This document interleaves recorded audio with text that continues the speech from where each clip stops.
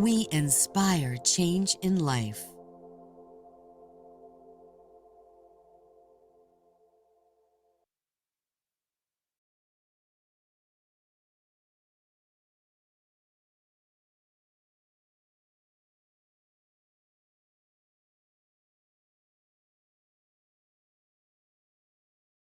Hello, hi, good evening, ladies and gentlemen.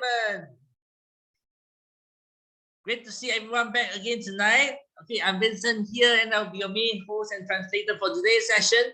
Okay, for tonight's session, it will be conducted in English. As for those who wish to listen to Mandarin, okay, there will be Thai Mandarin translation. Okay, if you're using a laptop computer to attend, all right, you can look for the interpretation icon at the bottom of the screen, just like a globe. You click on Chinese. And of course, if you're joining from mobile, iPad, you can click on more at the bottom of the screen and select Chinese. I will be there doing the translation after our introduction. Okay, I'm so happy to see you again tonight. Thank you for taking your time off to participate in tonight's session to enrich yourself. Okay, we have been planning and organizing a lot of online health talks so that you can also not only benefit yourself, understand more about the products, but also you can also invite your customers and your prospects to this Zoom session and have them listen to the health talk, as all these sessions are conducted by our professionals such as Dr. Abraham and the fellow team of nutritionists. All right, let's get started today. Doctor will be discussing with everyone regarding about the latest product that we have here in Singapore and Malaysia. Okay, and that is Zinobiotic. Okay, you can see the diagram over here, Zinobiotic. Okay, it's a very cute box. Okay, and inside this Zinobiotic, we have like 15 sachet inside. Okay, so we have wonderful reviews about this Zinobiotic as it has been selling very well in Europe over the past years. And now we have just launched the portion pack here in, of course, in Europe as well as in Singapore and Malaysia. So what is gut health and why is it important for us to take care of it? Okay, you see 70% of our immune system is actually located in the gut. Okay, so gut health is directly linked to the well-being of our whole body. So the gut requires a balance of bacteria, which live mostly in the large intestine and of course some in the small part of intestine as well. So therefore, it's very important to pay attention not only to our complete nutrition but also to the gut health, as it goes beyond regularity and bloating. Okay, and of course later on doctor will share with everyone why is it important and advantages to take Zinobiotic together with balance oil and elixir. All right, so and of course for those who are just joining us for the very first time, welcome to our health webinar. Zino is a test-based nutrition and a listed company based in Sweden.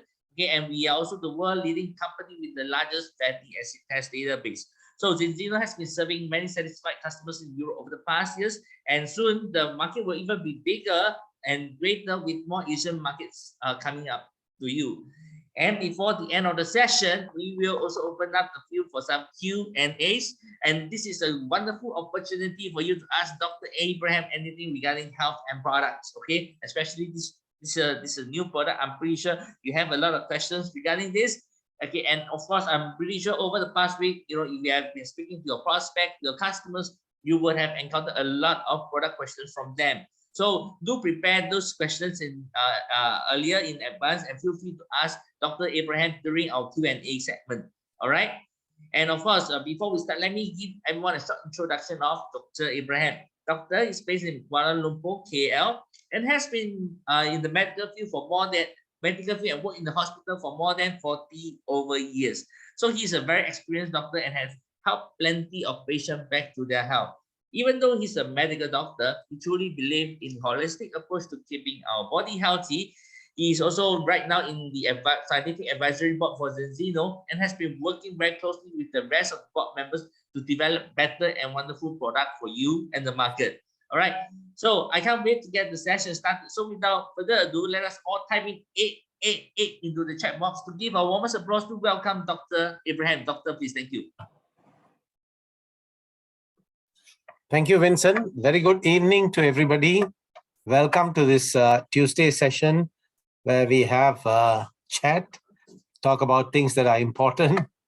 Good evening to everyone. Victor, Judy, thank you. Today we are going to touch on something that is important, but not the best thing to talk about, about bowels and all that. We don't like to talk much about that, but it is very important. So today we are going to touch on the digestive system. In normal talk, we call it gut, but the whole digestive system is something that's quite complex. It contributes all the ingredients necessary for our growth and maintenance, because that is the system that digests all that we eat and absorbs and provides the body the food ingredients it needs. Now, the digestive system is only one of 12 different systems in the body. All the systems are equally important. We cannot live with any of the one system. When we look at the skin, nails, and hair, that forms a system and looks the simplest of the lot. But then you can't live without that. So all systems are important, but the digestive system is particularly important. Okay, so let's start, and let me share screen with you, because I have some information which I'd like to show in point form. I will talk more than the points. Too many points on the slides will also distract. Today it's gut health, and of course, Zinzino has a product to offer, and we'll see how the whole thing fits in. Now, when we talk about the digestive system, there is so much to talk about, but I want to highlight the things that are important, need to be known for practical reasons, and something that can be remembered easily. So if I have to describe the digestive system, it's basically a very long tube. Now, some of us, the moment we say digestive system, we show our stomach area and touch that. No, the digestive system extends through the head, the chest, the abdomen, and the pelvis. And therefore, it's going to be quite long. But you may be surprised that it is almost 10 meters long. An average person is about 5 feet 2, or shall I say 1.65 centimeters, not even 2 meters. But our digestive system is close to 10 meters in feet. Those of you who are familiar with feet, is approximately 32 feet. That's fairly long. And the digestive system starts in the mouth, not in our stomach. The mouth is a very important starting point for the digestive system, because it houses the teeth. The teeth are the strongest parts in the human body, and the mouth is the place where all the mechanical breakdown of the food takes place. Now, in this part of the world, Malaysia, Singapore, Thailand, I think we are used to eating food a little fast. When we do that, what happens is we don't chew our food. Make sure that you really break down the food. You will make it easier for the stomach. The stomach has no teeth. Chemical digestion needs to take place there. If it is occupied with food that is not broken down well enough, that's extra work for the stomach. So from the mouth, now the mouth area has got many other things too, and I will show you a diagram. Now, obviously, this tube is modified in different parts. The first part is just to conduct the food to a pouch we call stomach. The pouch, the moment it gets its food, the stomach closes on both ends so that food doesn't leak out either way while the chemical digestion is ongoing. Okay. Now, and then further down, we have small intestines. That's about 6 meters long, quite long. So it is coiled, and then it ends in the large intestine.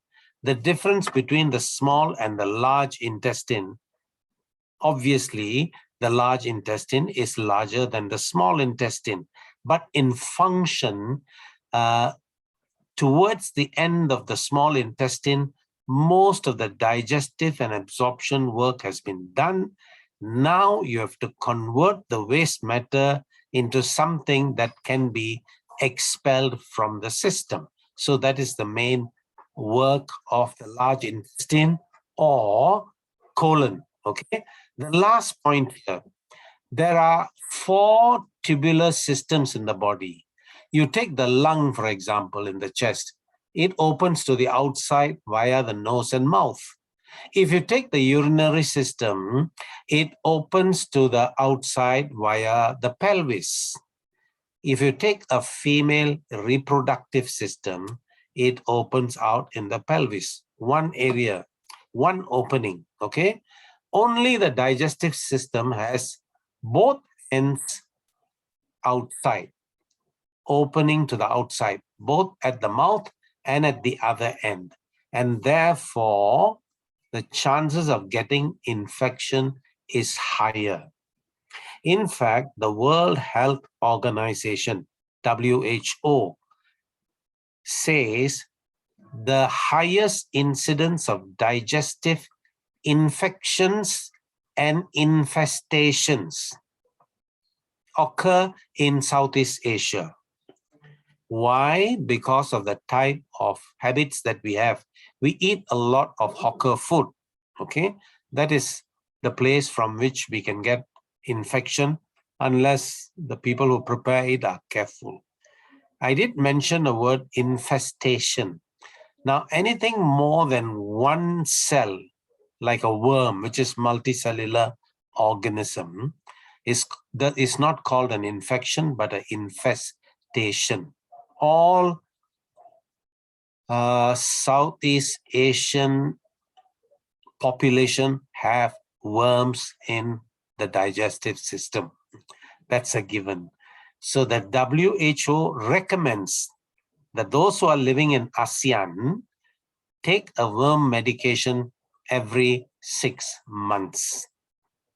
Even when you are with a very clean hawker who cooks his food well, till all the parasites all will die in that heat in which the food is prepared.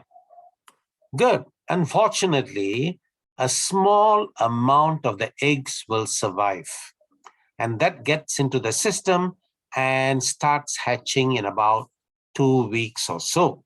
So we do get infected. We don't have the old type of infection where you have very big, long worms. Nowadays, the type of worms that we get in the digestive system are more like pinworm, whipworm, which are very small. You don't see anything coming out in the stools. Okay, let's have a diagrammatic look at the digestive system and see what else is associated with this. As I mentioned earlier, it starts in the mouth all the way down, okay, to the other end, anus. Okay? Now, there are certain organs that are supportive of the digestive system. They have other jobs to do, but they support digestion. Now, right in the mouth area, these are the salivary glands. We have 3 pairs, 2 at the side and 4 at the bottom here, which pours out saliva into the mouth so that when we chew, we are not chewing dry stuff. It is a little easier to chew if it's a bit wet, and we can't be sipping and chewing all the time. So the saliva not only lubricates it, it also helps in the initial starting of the digestive process. Okay. And then it comes down, and in the beginning of the small intestine, the liver and gallbladder is supportive of digestion. The bile is produced in the liver. The bile is a waste matter. It's stored in the gallbladder. And every time we eat, what happens? Some bile comes out. Now, the body is very economical. Bile is a waste matter, but it has got bile acids which can help to break down fat. So the body says, okay, on your way out, can you help out with the fat digestion? So that is the main function of the bile. It's not part of the tubular system, but functionally it's part of the digestive system. The other one is the pancreas, the gland. This is a bit low. Usually it's behind the stomach. Okay, this diagram, maybe they want to show the organ, so they put it apart. Usually this is behind the stomach, pancreas. We always think the pancreas as providing insulin related to diabetes, and that is correct. What we may not very frequently think of is it provides digestive juices that can break down protein and produces more than a liter of pancreatic juice that also gets poured out into the beginning of the small intestine along with the bile. Then we have the small intestine, which is about 6 meters, or in feet, it is about 20 to 22 feet, which is quite long. That's the reason it's coiled up like this. Now, our mothers were very wise, and most of what they said was correct.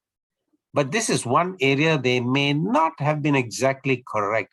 After a full meal, they'll tell you don't jump around, okay? Because your intestine gets twisted. Now, it's not entirely true, okay? If it does get twisted, then you have some other problem also.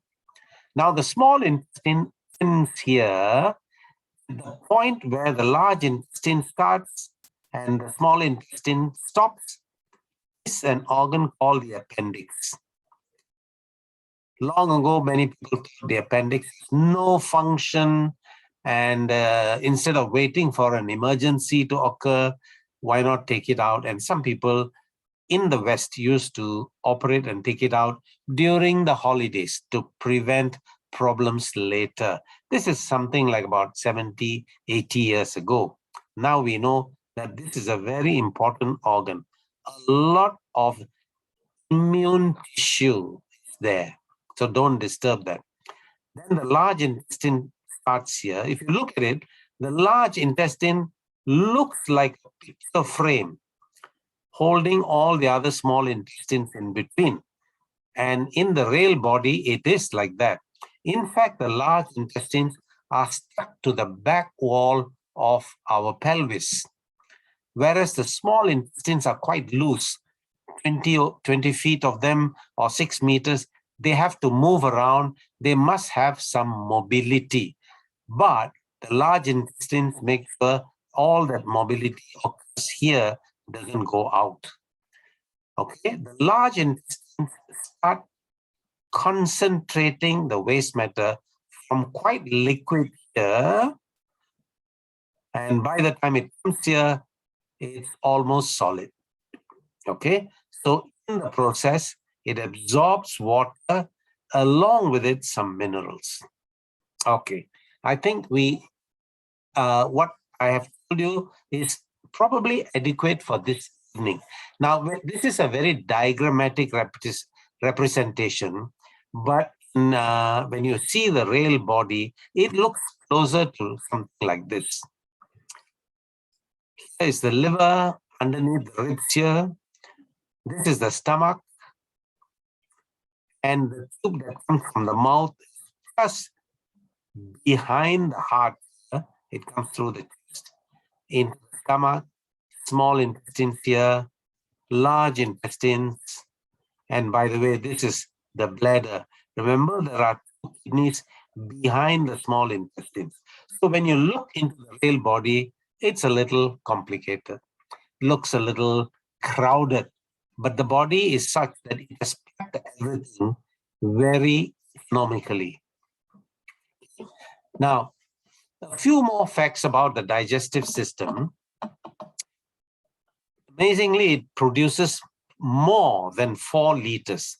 Now, you must include the saliva, which is 1 to 1.5 liters, the stomach juice or enzymes, digestive enzymes, which is about 1.5 liters. Same thing in the small intestine, altogether something like 4 liters a day. Most of it is absorbed by the body. Of course, when we eat food, we drink some water, and that also get absorbed. Okay. The normal digestion is supposed to take about 2 hours. Sometimes, due to other factors, either the food is difficult to process, too much oil which has been heated to a high temperature can take a longer time.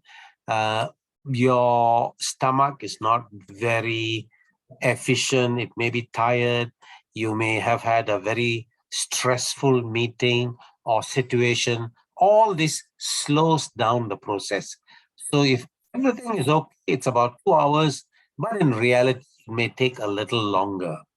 You may be surprised that we produce about 1 liter of gas per day. Okay. Now, one normal method of producing this gas is because we eat very fast.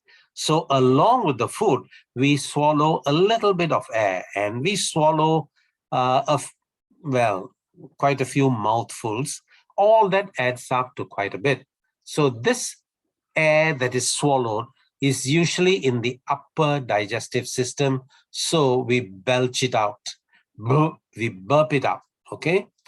But we also have bacteria in the digestive system which produces gas, bacteria in the gut. Most of them are in the large intestine. We have it throughout the digestive system, a large concentration in the mouth, and the rest of it in the large intestine. Now, there was one study that came out after a good bowel movement.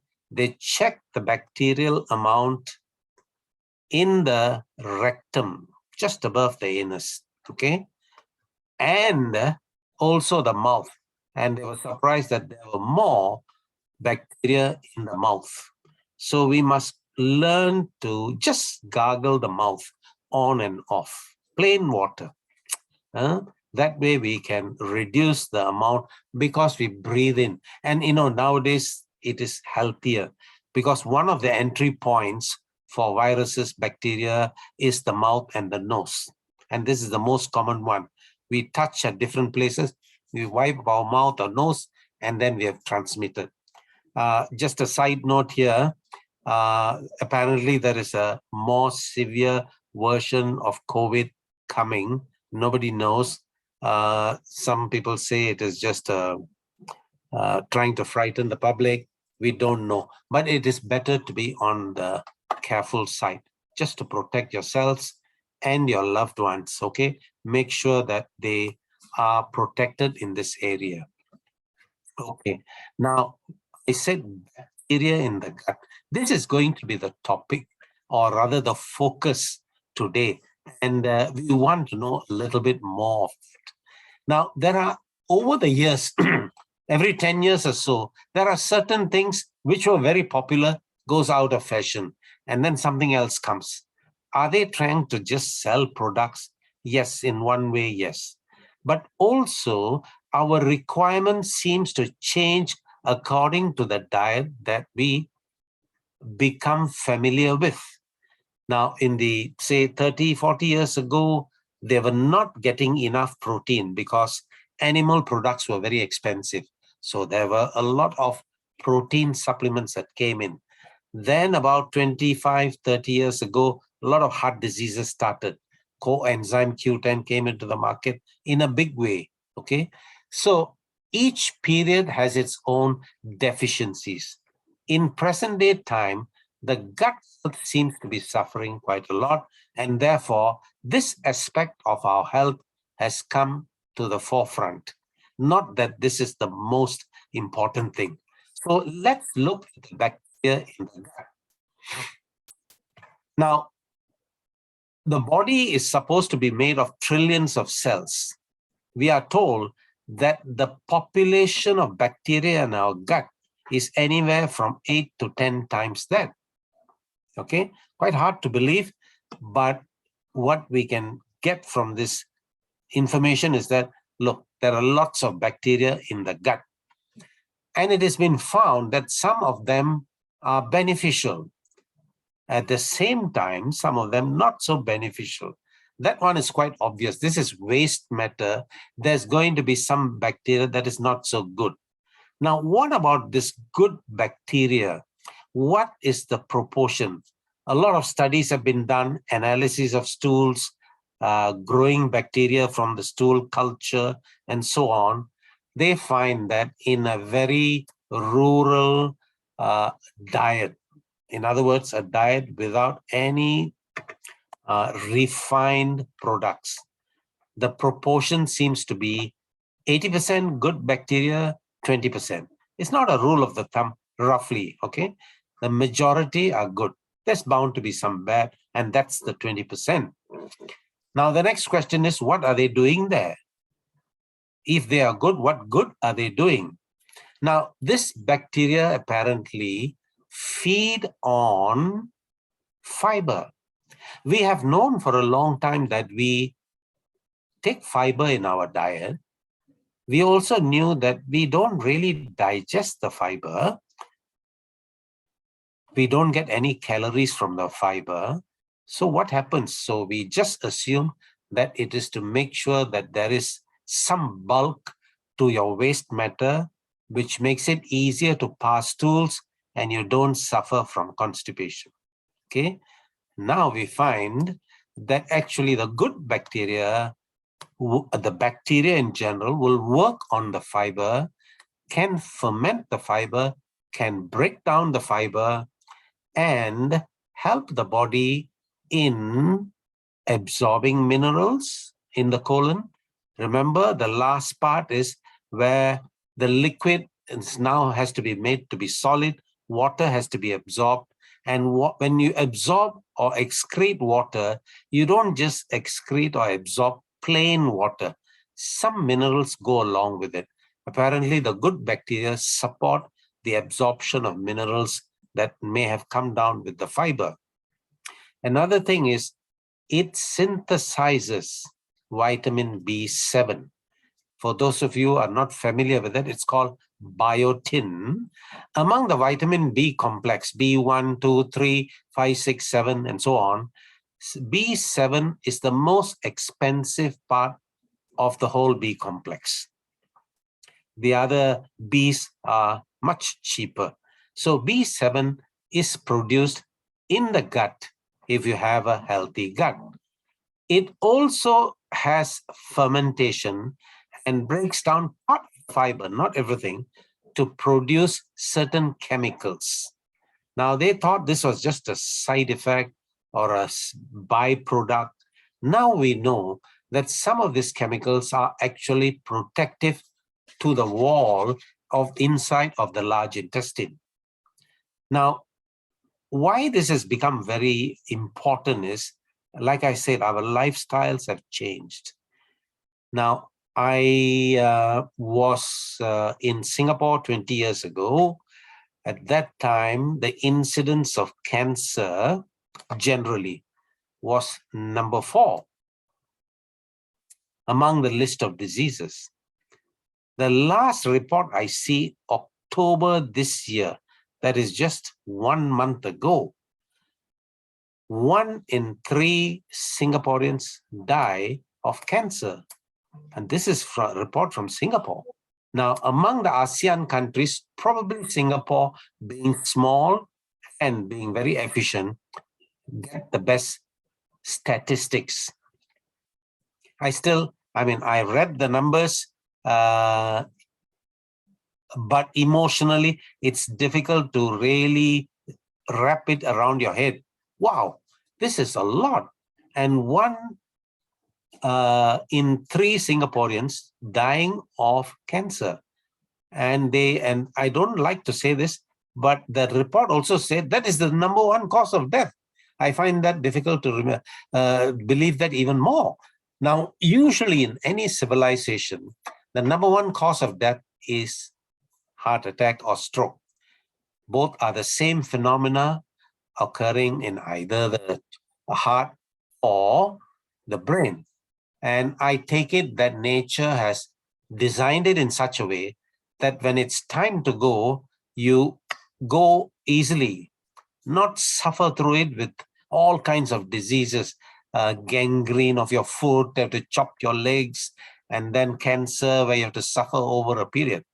But when that equation changes, we have to seriously look at our diet and our lifestyles. And this is not some Western problem. It has come to our country. Now, if Singapore, which has got very efficient ways of collecting information, has this figure to say, then all the other countries in Southeast Asia, we aren't far off. So we have to wake up. Okay. Hope I've frightened you enough to make sure that you are aware of what is going on. Okay. Now, good bacteria is important. Okay. You can support the good bacteria by eating a healthy diet. Will your healthy diet support the bad bacteria? No. They prefer to eat simpler sugars. In other words, refined food. Okay. So if you take refined food, you're supplying a fairly good amount of food for the bad guys. Okay. Now, good bacteria promotes regular bowel movement. When you buy a probiotic, I'm going to talk about biotics. When you buy a probiotic in the pharmacy, okay, you ask this one good, this one good or not. Now, how do you know it works? The first symptom that or sign is that when you take the probiotic, you get regular and good bowel movements. Okay. Now, many of them don't. They take this probiotic, then they try another one that seems to work for a while, then doesn't work, then they change, and so on. And we'll talk about that in a short while. So, good bacteria promote regular bowel movements. Now, when we get sick with some infection, sore throat, fever, flu, stomach upset, we have to take a chemical called antibiotics. There's no way out. In today's world, some of the infections, which may start off very simply, can be fatal. So any infection, treat it well. We have a lot of qualified people around town to tell you what to take, what not to take, what sort of antibiotic. Now, antibiotic also destroys the bad bacteria, not only the infection, and we'll come to that. Now, good bacteria also supported by prebiotics. I'm sure most of you have heard probiotics. Now, some of you may be wondering what's pre, and we'll break it down in the next slide. Good bacteria also boosts probiotics that you may be taking. It doesn't mean that because you're taking probiotic, you eat what you want. You are getting good bacteria in the product that you're taking. No, that is not enough. Okay. So good bacteria will boost probiotic. And this term may be new to some people. Postbiotics. Don't get intimidated. The good bacteria I mentioned earlier, it produces some byproducts, some chemicals. Those are considered as postbiotics. Okay, let's look at the 4 different biotic. Biotic means life. So the first one that we take when we are sick is NT, against life. Okay, probiotic, for life. That means you take good bacteria that is packed in a capsule or a soft gel. It supports your colon, increases the population of the good bacteria, which you may not be having enough. The limitation here is everybody has a large number of good bacteria. close to 100 different types. You cannot supply all, one. Number two, each of us have different proportions of this good bacteria. That's why certain probiotics work well for some people, works okay for certain people, and on some others, it doesn't seem to do anything good at all. Okay, that's probiotic. So some people felt, now that we know that fiber actually feeds the good bacteria, keep your proportion of good bacteria, just give them the food that they require. That is what is called prebiotic. So now the focus seems to be more on this. You take this and your body will support the growth of good bacteria that you already have. Maybe small in number, give it a bit of time, maybe 2-3 months, that number will increase and it will take over the good health of your colon. Okay, if that works out well, then you don't have to worry about the postbiotic substances. Now, there are 2 or 3 companies that have come out with the preparation of these substances in a capsule so that you get the good effects immediately. Okay, that's a good venture. But the limitation there is that we don't know all that the good bacteria produces. Okay, now if you're going to rely only a certain amount, the good bacteria will produce according to your requirement. Okay, when you take something in a dosage form, it may be adequate, partially adequate, or inadequate.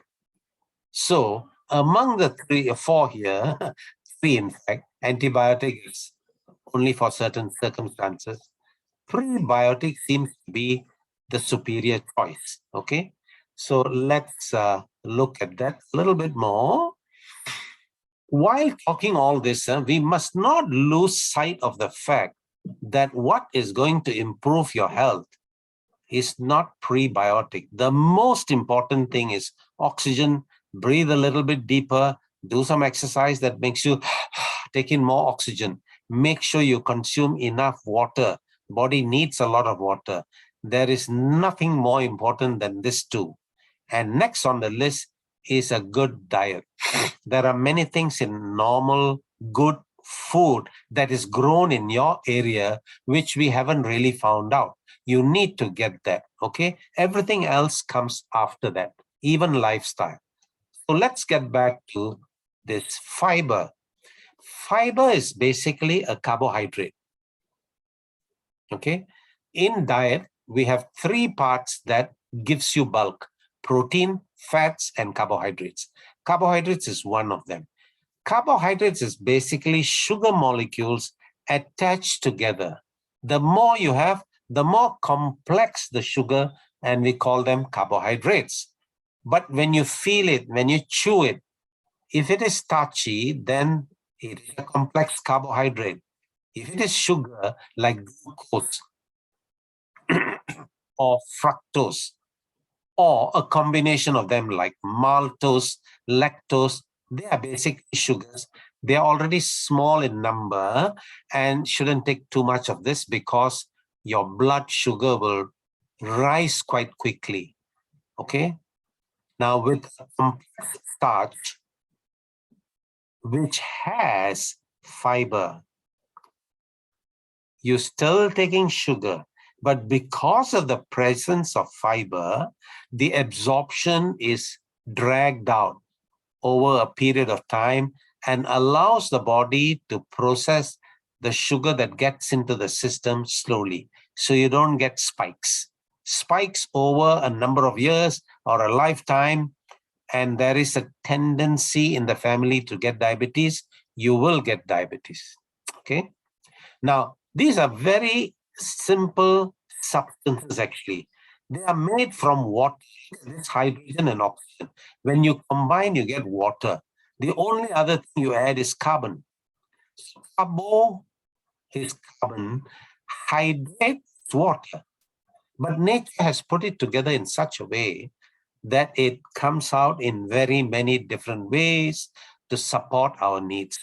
So fiber is a form of carbohydrate from which we don't get much calories because we don't break it down.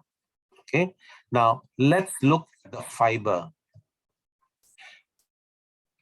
Now this is not only food for bacteria, but they seem to allow the bacteria to ferment it to produce other stuff. Okay. The fiber itself seems to have two different characteristics. Some fibers don't dissolve in the water, so we call it insoluble fiber. The other fiber doesn't disappear in water. We call it soluble, but actually it absorbs water and becomes like a very liquid kind of jelly. Okay, not too thick. Okay, otherwise it becomes almost a gooey sort of thing. Soluble here means it absorbs a lot of water and remains semi-liquid. Now, what is the difference between the two? If we look at the insoluble, it doesn't dissolve, it provides the bulk. And how does that help? Now, the intestinal system or the tubes have muscles on their walls. So the moment you give bulk, it expands. When it expands, the muscle fibers also need to contract, and that provides or helps with the intestinal movement. So things move, and for digestion, you need that, and the waste matter needs to come out, and you don't suffer from constipation. So that seems to be the function of the insoluble fiber. Okay. The soluble one, because it absorbs not only water, any liquid in the digestive system. Okay.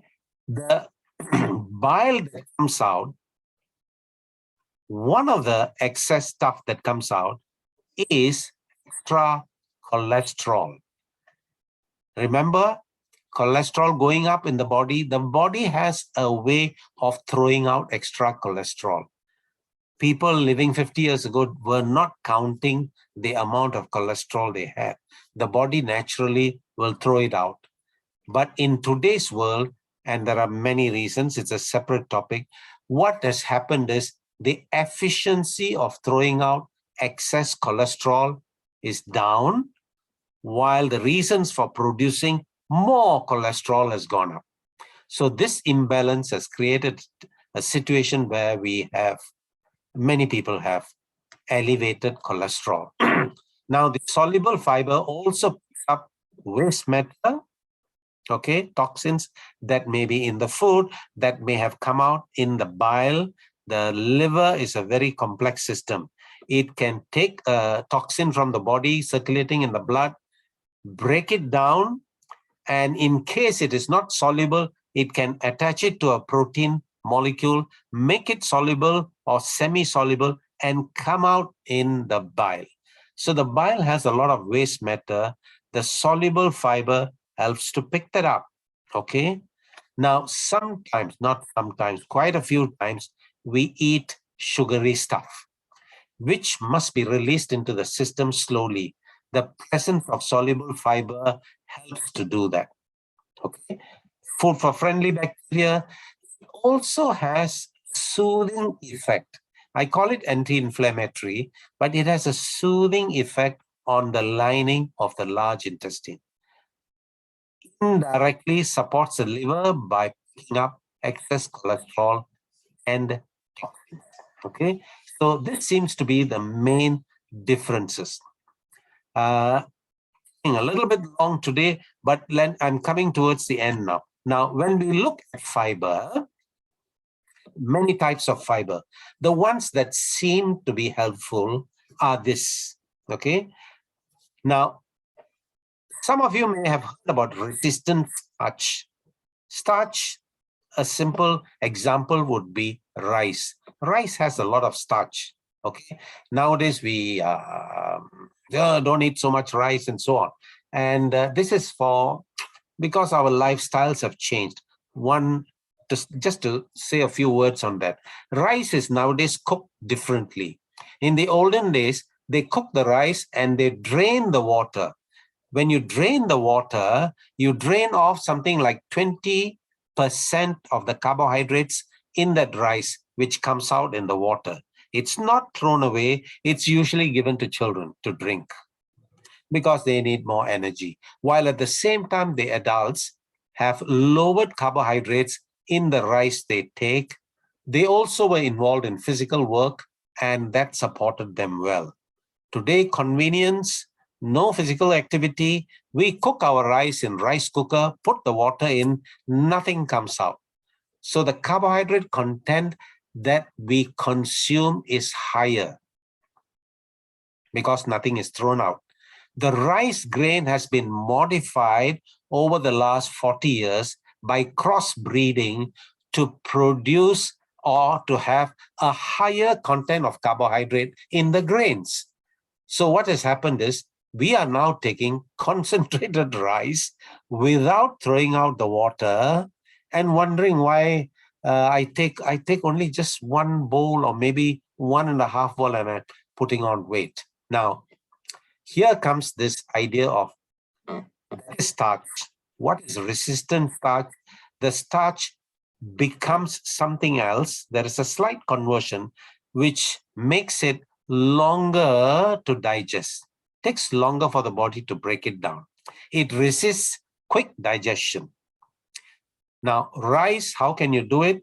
Let me give you a quick tip here.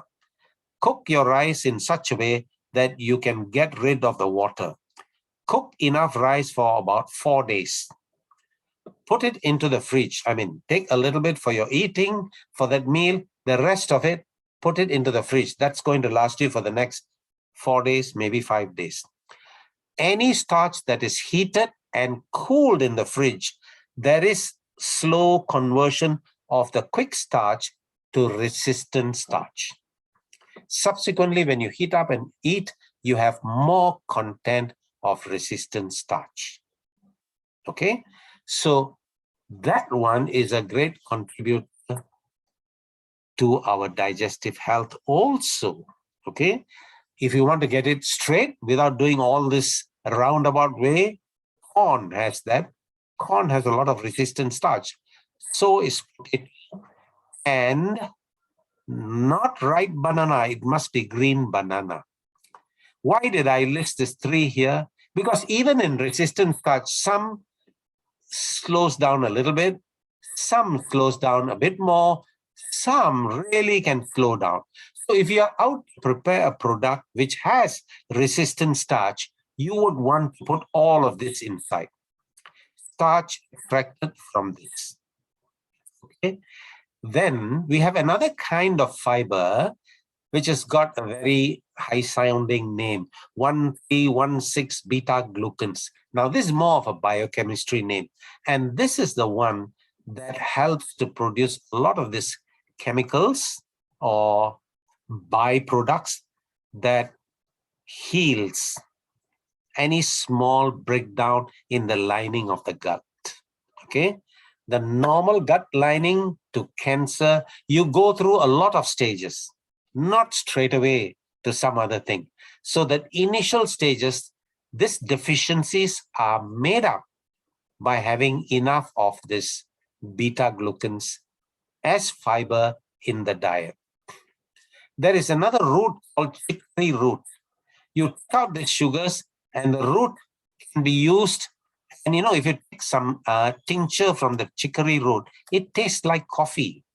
And in fact, in some countries, they add chicory to coffee and it does taste better. I have taken this coffee. Very nice. But what we are looking at is the fiber that comes from that. 4S, polysaccharides. Okay. And there's another one called inulin. Both sugars, one is a certain amount of molecules, the other one a bit longer. Both are useful. Now, psyllium husk is well known to have both insoluble and soluble fiber. So about 20 years ago, health products, they had all psyllium husk.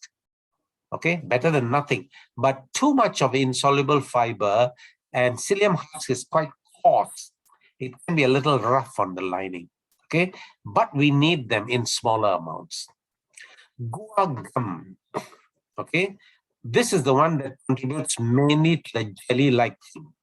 Okay, it has got its properties because as it absorbs water and the fluid from the bile, it can just like a sponge pick up other stuff that are in the colon. You know, that's the last part of the digestive system. Most of what remains there needs to come out, and before that it'll be good if the stools pick it up and brings it out whole, and it does a very good job. You go for a colonoscope, scope through which you see the colon. The doctor, the specialist, will prescribe a liquid for you to drink so that you can flush out your colon. You take it the night before. Nowadays, sometimes they ask you to take it early morning so that the whole thing comes out in an hour or two. Now your stools come out. You could have had a very bad constipation or whatever. This liquid, 1 or 2 bottles, it comes out, and when we do a scope, what we see inside is lining which is pink and clean. How is that possible? This is all rubbish inside their stools. You touch your stools with your hand, it sticks. Now you really have to clean to get rid of that. But inside there, they slide over easily. That is because of the mucus that is lining the large intestine. The byproducts, chemicals that come from the good bacteria, support the maintenance of this mucous membrane so that harmful substances do not irritate the lining of your colon. That is the protective effect it has. Okay, now round it up, Zinzino has a product which has all of this that we talked about. Okay, presented in forms, in a tub, of course it's still powder, or in sachet. In this part of the world, sachet is available. There are other parts where the tub is available. Both are exactly in powder form. Some of you may have taken it from the tub. There is a scoop inside. 1 sachet is equivalent to 2 scoops of that. Okay, I would recommend 1 sachet a day. And there is a way to take this to get the best effects. Take 1 sachet, put it into a cup of water that you're drinking during the meal, and drink that. It dissolves very easily in water, and drink that while you are eating your food. I mean, you normally have a drink. When you have that, use this. Ask for a glass of water, put 1 sachet inside. You can take it for lunch, you can take it for dinner. That way, when it mixes with food, the fiber is much more effective. Okay. Wow. I think I better stop here for some questions. Okay. By the way, next week we'll be talking about Velixir, which is a product that's available only in Southeast Asia. Just to sound you out on that. Now, do you have any questions?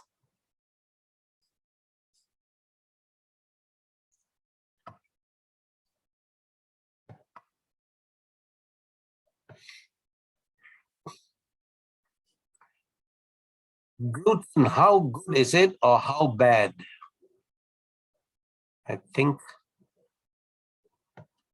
now gluten is a protein, okay, that is found mainly in wheat. Why has it become such a big problem? In the olden days, you can survive on bread and water, they say. Bread is basically wheat. Why has gluten become such a bad boy? We are not sure, but 1 or 2 thoughts. One is today's wheat is not the original wheat. There's a lot of crossbreeding, and the gluten protein may have gotten very difficult to digest. In today's situation, our digestive systems are a little compromised. 150 years ago, Mongolians eat only Mongolian food. Russians eat only Russian food. Europeans eat only beef and potatoes. Chinese have Chinese food, Indians have Indian food. I still remember when I was in school, my Chinese friends will not eat Indian food. They say too much oil, cannot stand, you know. Today, because we live in cities, you could have a Chinese breakfast, an Indian lunch, and a Western dinner. So the stomach or the digestive system is a little overworked, actually. Okay. So the capacity to break down certain foods may have decreased in some people. And this is where the gluten thing has come in. But the gluten is not as bad as it is made out. Have you tried eating non-gluten bread? It's tough as leather. You can't chew it. Gluten helps to soften it also. So my compromise would be, if you want to go and have bread and you feel gluten, well, you know, just toast it. So the heat can break down the gluten a little bit and you're okay. Okay.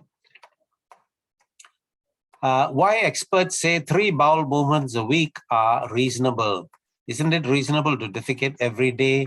Actually, 3 bowel movements every day was the ideal choice. Okay. Now, why was it 3? Because they find that when you take your ideal diet that is good for you, natural, there is a bowel movement after every meal. We find this in infants, in very young children. After food, 10 minutes, 5 minutes, they have to move their bowels. That is supposed to be ideal. But as we grow up, our dietary habits change. We are working or we are students. We can't go to the toilet anytime that we want. So we alter it.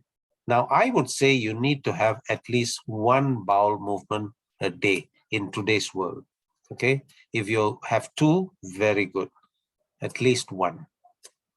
May I ask to drink a probiotic after meal? Wouldn't be or fall asleep.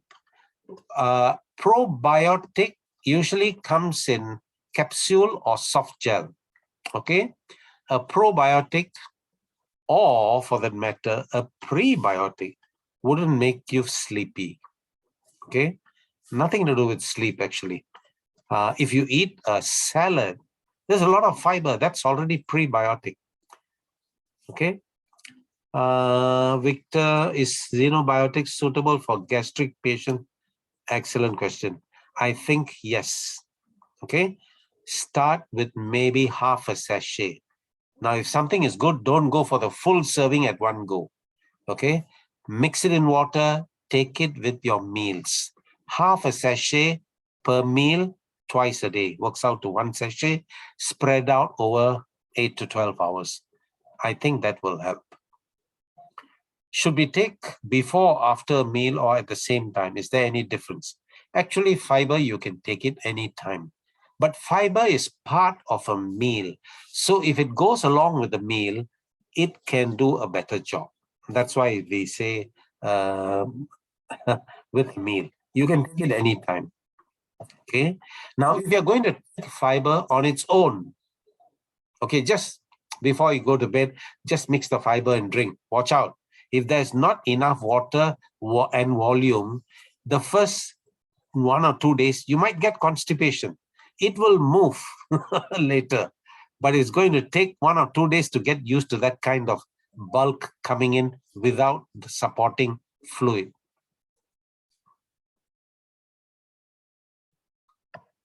Any other question?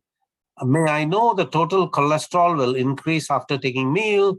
Will Zinobiotic help? Yes. Okay. Now, to get your cholesterol down, there are many things you need to do. Having enough fiber is one of them. Okay. Now, if you take it during the meal, yes. By the way, the amount of cholesterol in the diet doesn't seem to really affect the blood level that much. Okay. What it will do is the soluble fiber will pick up the cholesterol in the bile that's coming out. Okay. Once the bile is being cleared and it's flowing well and the cholesterol, otherwise some of it might get reabsorbed again. So that clears, then there is no congestion at the liver level. Okay. For liver health, this is not the only thing you must do. You have to do other things. Okay. But this is a contribution to that. Yes. While taking all those precautions, exercise, enough sleep, good diet, and a high fiber diet, yes, it will help with your cholesterol level. Is it necessary to add xenobiotic into foods that are already high in fiber, such as oatmeal? No, you don't have to. Okay. Now, since we don't take oat 3 times a day, usually it's a breakfast meal. So there's no need to add your xenobiotic to an oatmeal. No, you have enough fiber there. May I consume a xenobiotic without taking a meal once there is support of fiber? Yes, you can. Make sure you take a lot of water after that so that it keeps moving. Okay. All right. Okay. Thank you, Dr. Abraham, for your sharing. Once again, today we are discussing a new product. Okay. So I'm very sure everyone today has benefited from our tips and advice. All right. Okay. Let us all give Dr. a round of applause one more time. Thank you very much, Dr. Abraham. Thank you. All right. Okay. And of course, after listening to Dr. Talk, let us do our part to do more sharing to our friends, customers, prospects, okay, regarding xenobiotic as well as balanced oil. Okay. And of course, now with the introduction of xenobiotic, okay, we have finally got our version of the Xeno Health Protocol. Okay. Better health starts with better balance. Okay, for sure, specifically in our cell, the gut, and also the immune system. Okay. And starting with a unique test, which is the 3-step, which is a unique test. Okay, step 1 will always be balance. Okay, so if let's say for example you like what doctor had shared earlier, but have yet tried to take the product, you may talk to the person who invite you to the call first. Okay, but before you start taking any products, right? Any of our digital product, okay, you should strongly recommend you to do a test first so you know where you stand. Okay, so step 1 is this one. Let me just pull out the slides. Okay, step 1. Okay, balance. Okay, so so you know where you stand. Do a test first. You may or you have not been taking any supplements before. It's okay, because with the balance test now there will be no more guessing regarding your health status. Okay, because the test will show you what you are actually missing. Even for those who have been on other brands of omega-3s or other supplements, I strongly encourage you to take balance test to see, the product that you have been taking, are they really working for you? We have a lot of new customers who are on other brands and of omega-3, and they are surprised that after years of taking, they are still not 3:1 balance. Okay, and therefore they are not so healthy. And what happened when we are not balanced? For example, let's say omega-6 and 3 ratio, that is like 30:1. Okay, which is this is very common balance in Singapore and Malaysia. For those who have not been on any omega-3s, okay, what happens is that there will be inflammation, and long-term excessive inflammation at cellular level might lead to a lot of chronic disease. Okay, so the risk of getting high blood pressure, diabetes, heart problems, or even cancer will be very high. So it's therefore important for us to have this what we call the 3:1 balance. Okay, so after taking the first balance test, okay, we take the oil, okay, together with the xenobiotic, and of course the elixir for 120 days.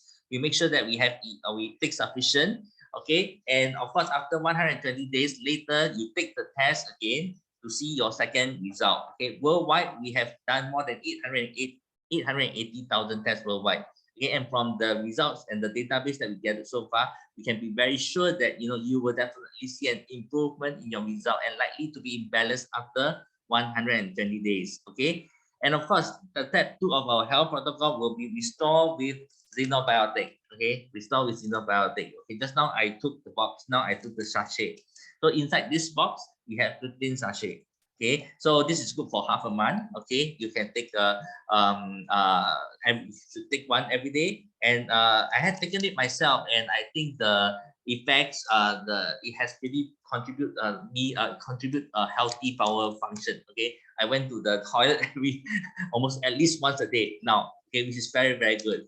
All right. So taking care of the good bacteria and have a had a profound impact in our health, and it's a highly complex blend of 8 natural dietary fibers, okay, and help to create a time release metabolites in our large intestine, and therefore supporting the growth of healthy bacteria, okay. And of course, the step 3 will be our health protocol will be boost with elixir. Okay, boost with elixir. Okay, elixir is I'm sure most of you are quite familiar with it. Okay, but it's only available in this part of the world. Okay, and complements the balanced oil,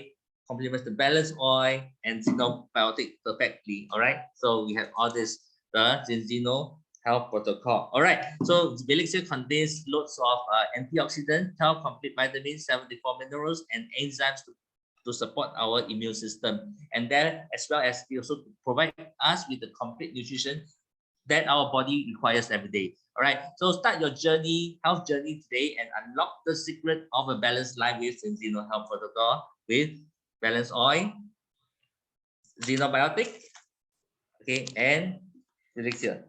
Okay, all right. So the next, we will be, this is the November health webinar schedule. Okay, we will have health talk every Monday with Victor Chow, our fitness nutritionist, and of course every Tuesday will be Dr. Abraham at 8:45 p.m. Okay, and every Wednesday, which is tomorrow, okay, we will have our Thai product health talk at 7:45 p.m. That will be Malaysia, Singapore time, 8:45 as well. And for this coming Friday, we will have Miss Julia to be speaking to us as well. Okay, 8:45 p.m. Mandarin Health Talk. Okay, so invite your Mandarin speaking customers and prospect to her session on this for this Friday Mandarin Health Talk. Okay, all right. So the links are here. So I know that sometimes you may forget when is our schedule, when is our session health webinar. Okay, always follow us at Team Zino Asia.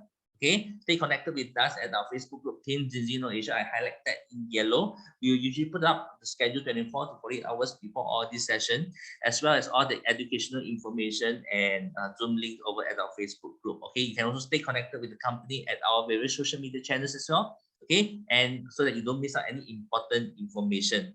Okay, and lastly, before we end the session, I just like to do a quick reminder for all partners of the campaign that we have here in November. Okay, we have a fantastic one in October, but November will even be more exciting. Okay, so let us focus focus to make November a better month than October. Okay, most of you would have qualified your 10 action point last month. Okay, for the campaign, 200% ECB campaign. So for the new partners in November and October, okay, check your check the action point needed. Okay, and you can get your action point by either having new premium customer or new partners. Okay, as one new premium customers and one new partners will be entitled you for one action point.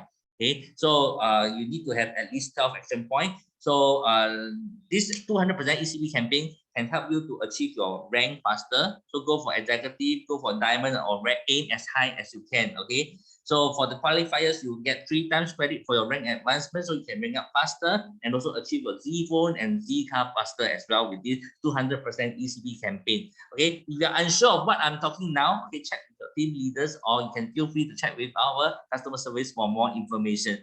Okay, that's the end for tonight's session, and I thank you very much for your participation. I hope everyone today has enjoyed the session tonight and find this beneficial. Do continue to help us promote and share our weekly health talks. Okay, in the meantime, stay safe, stay healthy, and do plenty of meeting. And I hope to see you again tomorrow at 7:45 p.m. Thailand time. Okay, thanks everyone for your participation. Bye for now. Have a wonderful week ahead. Thanks. Bye bye.